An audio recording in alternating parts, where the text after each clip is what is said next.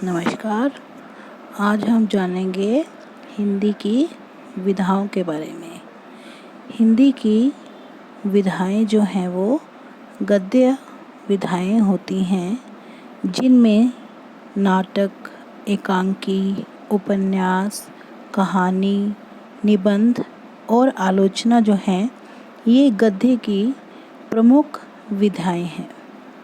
उसके साथ कुछ अन्य गौण विधाएं भी हैं, जैसे कि जीवनी, आत्मकथा, रेखा चित्र, संस्मरण, यात्रा वृत्तांत, लघु कथा, रिपोर्ताज, साक्षात्कार, पत्र साहित्य और गद्य काव्य।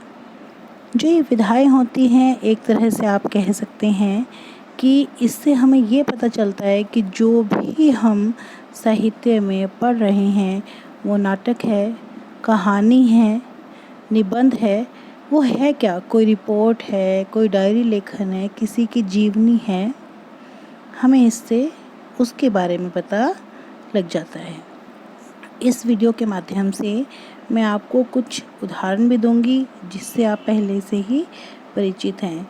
तो मैं कक्षा 9 का जो सिलेबस है उसको लेना चाहूँगी, क्योंकि उसको आप सभी ने पढ़ा है और कुछ बच्चे उसे पढ़ने वाले हैं और उसके पाठ्यक्रम से आप अच्छी तरह से परिचित भी हैं।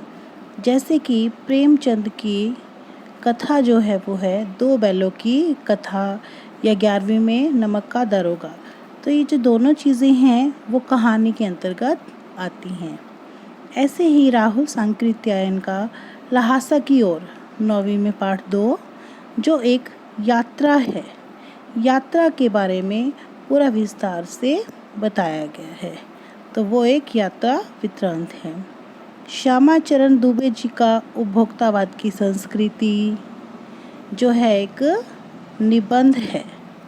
इसके साथ साथ ये एक कुत्ता और एक मैना, ये भी एक निबंध है।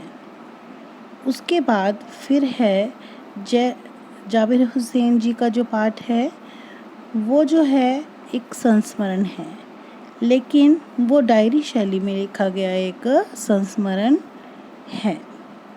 उसके बाद आपके पास और भी बहुत कुछ है। रीढ़ की हड्डी है, जो रीढ़ की हड्डी है वो एक एकांकी है। एकांकी जो होती है दृश्य विधा होती है। दृश्य मतलब जिसे हम देख सकते हैं, इसे अंकों में लिखा जाता है।